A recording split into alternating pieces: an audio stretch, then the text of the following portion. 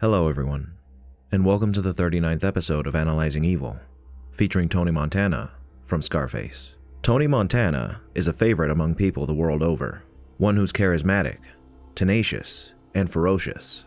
A man who, with some connections, and his own sheer force of will, went from a refugee escaping an impoverished and repressive nation to a man living his own American dream as an absurdly wealthy drug kingpin. As with other criminals I'll be covering on this channel, it's important that we first talk about the criminal game before we continue to make things clear. Characters like Tony Montana are lionized for their personalities and how they're able to make themselves into something great from nothing. But it's still important to recognize that the way in which Tony does so is terrible. As with the previous video on Walter, I'm not here to comment on the legality or morality of using drugs, but as it stands in this film, the trade Tony is in is one of brutality, death, and despair. And though the vast majority of people who are affected by his actions are other criminals playing the same game as him, that doesn't make the proliferation of murder and pain any more pleasant. Nor does it excuse the fact that his actions cause horrible repercussions for not only the people participating, but those around him who are not involved. And though his characteristics may be admirable, his actions certainly aren't. With that out of the way, in this video, we'll be going through just what exactly makes Tony such a brutal and mesmerizing character, one who's cemented himself as a cultural icon and as one of the most memorable characters in cinematic history. Without further ado, let's begin. We don't know much about who Tony was before coming to America, but what we do know about the man and his origin is enough to give us a bit of insight into how he may have developed into the man we see in the film. Born in Cuba, in what I assume was a few years before the Castro regime took over the country in 1959, Tony Montana grew up in a world of poverty, repression, and control, one that helped in shaping Tony into the defiant and fearless individual we see in the film. If it's true that Tony's father was from the United States, it would make sense that Tony grew up watching films with his father that glorified life in America and the criminals that inhabited its underworld, perhaps watching films like the original Scarface or The Public Enemy, if indeed he grew up watching James Cagney, as he claims. Whether or not that's the case, Tony was tantalized by a life of crime, and we know that Tony served time in prison while living in Cuba, during which time he became allied with various gangs, eventually acquiring the tattoo on his hand to indicate his status as an assassin. Where his father may have been a catalyst for Tony's dreams of becoming a gangster and living in the United States, his mother was quite the opposite, as she seems to be a very traditional woman, who we can assume attempted to keep her son out of trouble, trying to cage the ferocious young man as best she could. Something else that is integral to understanding Tony Montana's formative years is the fact that he's of a smaller stature compared to many of the men we see him coming into contact with in this film. And owing to this, I imagine his tendency to be highly confrontational and overtly macho developed in part to compensate for his size, his fiery demeanor, and fearlessness in the face of adversity, stemming from his time defending himself as a small fry. Where Tony actually got the scar on his face is anybody's guess, but considering the fact of his size and the trouble it likely caused him on the streets of Cuba, his claim that he acquired it as a kid may not be too far off from the truth. Now, what do all of these things tell us about Tony Montana? They tell us that he was a child who felt the overbearing reach of expected obedience and repression, and not just from the brutal government of Fidel Castro, but from his traditionalist mother at home as well. And with the films his father showed him of a life exponentially better than the one he was living, Tony Montana became a rebellious youth who dreamt of bigger and better things. So, he took to the streets with bravado and charisma, making friends and enemies alike before landing himself in prison, which, in a way, was his ticket to the life he dreamed of living. And that's where we find Tony at the beginning of this story, a man who's been shipped off to the land of opportunity as an undesirable with his best friend, a fate that's markedly improved from languishing in a Cuban jail. Obviously, this is all just speculation, but with these things in mind, it's easy to see how Tony developed into the man he is. Courageous and charismatic, with a dogged fearlessness and ferocity, Tony, from the very first scene of the film, shows us that he's a man who takes lip from nobody, a man who won't back down in the face of adversity, no matter the odds that are stacked against him. There's something bigger in Tony's psyche that fuels these courageous traits, and that's an abundance of narcissism. Tony, in everything he does, believes himself to be the best, that he's the man, one that anybody would be stupid to even think about messing with. And it's this belief in himself that makes Tony able to stand in front of a gun as if he were bulletproof, a man who's nigh invincible in the face of his foes. In this way, you could say he's a rather principled character, a man who sticks by his assurance that the only things he has in this world are his balls and his word, and he doesn't break them for anybody. But those aren't the only principles that Tony sticks by, as he really is a loyal person as he claimed to be to Frank. And though he's brutal and remorseless when it comes to dealing with his enemies, he doesn't sink to the point where he resorts to killing innocents, which is a quality that some characters of questionable moral integrity notably lack. His ambitions are certainly enormous, and he did attempt to accelerate his own trajectory by orchestrating a deal that Frank hadn't yet approved of. But he did so with Frank in mind, and he wasn't making this deal in an attempt to usurp Frank, but to bolster Frank's and his own standing in their business. His ambition isn't necessarily a bad thing, but his method of achieving his dreams is certainly misguided, and along with his narcissism, this makes for a highly detrimental mindset that sets Tony on a course towards self-destruction. Even his overprotectiveness regarding his sister comes from a good place, even if it is extreme, as the reason he's so heavy-handed with the people she sees is because they're criminals like him, and he wants her to have a better life than what he knows they can provide for her. This is perhaps the only thing Tony took from his mother, a distaste for other criminals and their involvement in his family. However, we don't know to what extent his mother had a hand in Tony's upbringing and his life of crime, but whatever the case may be, she recognizes now the harm her son can bring to those around him, and if she can help it, she'll do anything to keep the same poison from affecting her daughter. This is Tony's mindset when it comes to other men, as he believes that he's capable of providing for this family without them having to get involved. But he knows that if his sister were to date or marry someone in his business, she would have no choice but to become involved herself to some capacity. The positive traits in Tony that I've highlighted are what make him an admirable and identifiable character to watch. As though he's without a doubt a vicious criminal, he does have a set of values that softens his character and makes him much more relatable than others.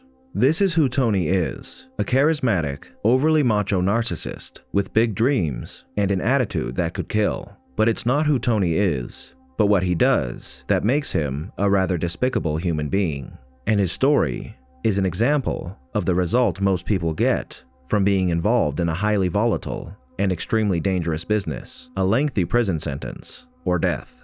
Now, the thing about the majority of his actions is that they fall under the category of being atrocities committed against people who are actively engaged in the same lifestyle as he is, and therefore, in a sense, could be seen as more forgivable, like his murder of the men who attempted to kill him during his first drug deal, or when he murdered Frank and Mel. As when Tony engages in these criminal activities, the people he's harming are far from innocent themselves, and he does so in self-defense rather than out of malice or hatred. You could even say that one of the murders he commits is noble, as he murders Alberto after he refuses to call off the assassination of the Bolivian journalist speaking out against their organization, an act that saves this man and his family. Even so, these actions cause an untold amount of collateral damage to innocents who are adjacent to this business, and actions that are taken against Tony due to his involvement in this business play into this as well. A great example of this, and an example of the effects of criminal activity on innocents, is the assassination attempt made against Tony at the Babylon Club. Of course, Tony didn't ask to be assassinated, but the fact that he put himself in a position to be assassinated by being involved in the illegal drug trade caused the death of an innocent bystander, the performer playing Octavio. But you may be saying, how could he have known that would happen? That doesn't matter. What matters is that had Tony Montana decided to come to America and work a job like his mother, or start a restaurant like his former employer, this would never have occurred, and something similar would be almost impossible to occur if he had gone through legitimate channels. You might argue that an immigrant who comes from nothing has only a small chance of attaining greatness in this world without the help of illegitimate sources. But this is decidedly not the case, and you can find a variety of successful people who came to the United States with nothing but the clothes on their back, and then made it to the heights of success. And had Tony put his mind to it, a man like him could have likely been successful in almost any endeavor he chose to pursue. Now earlier, I did say the majority of his actions could be attributed to this criminal lifestyle, and are thus more forgivable in a way. But I did say the majority, not all of them, as there is one act in particular that seals Tony's fate, an act that we all reviled, the murder of his friend and brother, Manny. In the second half of the movie, we're privy to all the little factors that play a part in Tony's reaction to this event, factors that all play into his slow but assured downfall. Tony, after an initial honeymoon period, has now settled into his life as a rich man, and he's settled in rather uncomfortably. He may have the money, and the power, and the woman, but he's now stuck with paranoia, a drug addiction, and an unhappy, childless marriage, constantly watching out for his safety and dealing with Elvira's attitude. After being set up in part due to Manny's error in judgment, and being pigeonholed into doing Sosa's dirty work in order to save himself from a 3-year prison sentence, Tony comes to realize how thoroughly unhappy he is being at the top. Before, he had excitement and goals to look forward to, but now he has routine and emptiness, a life where he lives each day the same, with nothing to look forward to. This is what brings him to his state of despair during the restaurant scene, where his wife effectively leaves him, and after having to deal with Alberto and his willingness to murder a man's family, Tony becomes distraught with the prospects in front of him. When he learns that Manny has been MIA for a few days now, his fears grow exponentially, as disorganization in this dire time is something he cannot afford to suffer. He knows he's now the target of a conspiracy the likes of which he'd been paranoid about falling prey to all this time, and after, of course, getting outrageously high, he's contemplating his next move when his mother calls to tell him Gina is missing. Thus ensues a mad dash to find his sister, whose life I'm sure he feared for at this time. Completely oblivious to the obvious connection here, Tony comes to find his sister, half naked, at the top of his best friend's staircase. If this were any other time in Tony's life, perhaps he would have reacted differently. But with all of the recent tragic events that have happened to him in a matter of days, Manny's absence in his hour of need, and his fragile mental state due to his high, he sees nothing more than utter betrayal in front of him. His ascent was really the beginning of the end for Tony, as he was unequipped to handle that big of an influx in money and power, resulting in lavish overindulgence in all things, especially drugs, that all but spelled doom for Tony. However, this murder was the final nail in the coffin. Perhaps if he hadn't killed Manny here, he could have helped Tony in organizing a proper defense against Sosa. Perhaps he could have hid out at Manny's house until the heat died down, and they were able to come up with an effective plan. Any number of things could have happened here had Tony not done what he did. But instead, he goes back to his home to wallow in an absurd amount of drugs. The horror of what he's done hitting him as his high ebbs and flows, with calamity edging closer and closer as his distraught sister comes to him with the intent to kill as his enemies swarm his compound. Not only did he lose Manny by doing what he did, but his sister as well, completely breaking her mentally and emotionally and driving her into that very room where she met her demise. In the end, Tony goes out fighting as he always had, in a show of unbreakable courage, ultimately destroyed by everything he had become. And at this end, who was Tony Montana? He was a man who came from nothing, one who spat in the face of repression and adversity, carving a place for himself in the world as a ferocious and steadfast man through sheer force of will. This man, who had everything in the world working against him, completely ignored the chains that tried to tie him down and made his dream a reality.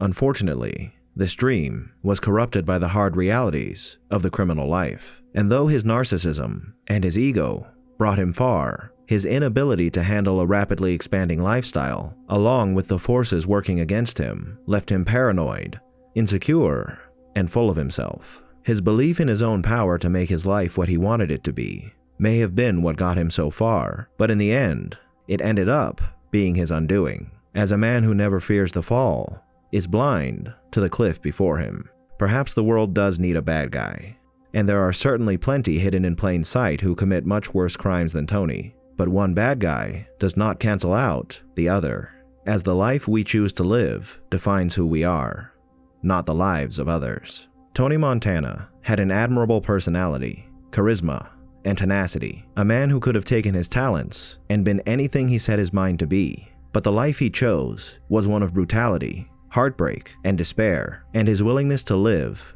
and thrive in a world of crime and violence ultimately led to his undoing, leaving him destined to drown in his own evil. Thank you all for tuning in to this episode of Analyzing Evil, and I hope you've enjoyed. What are your thoughts on Tony? Did I miss anything? Let me know down below, and leave a suggestion for a villain you'd like to see featured in a future episode while you're at it. If you liked this video and want to see more like it appearing in your feed, click the subscribe button to keep up on the latest episodes, and feel free to leave a like while you're at it. Thank you once again to all of my existing subscribers for your continued and incredible support. If you'd like to support the channel even further, consider signing up as a patron over on Patreon. You can find a link to Patreon down in the description. Thank you to everyone who's signed up so far, and a most vile thank you to those whose names you're seeing on screen now.